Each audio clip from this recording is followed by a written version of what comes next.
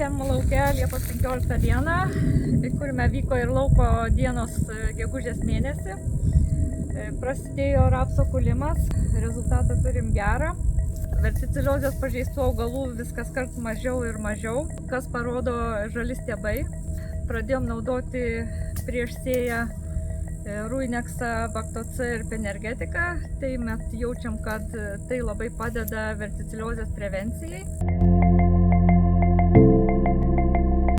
O jeigu norint dar geriau, kad būtų nenaudot kompleksinių trąšų, galima dadėti fosfiksą ir azofiksą. Nei šiame lauke, nei kituose laukuose jau nebenaudojam kompleksinių trąšų.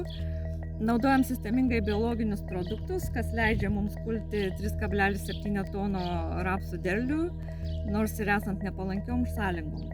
Tai galim sakyti, misija įmanoma.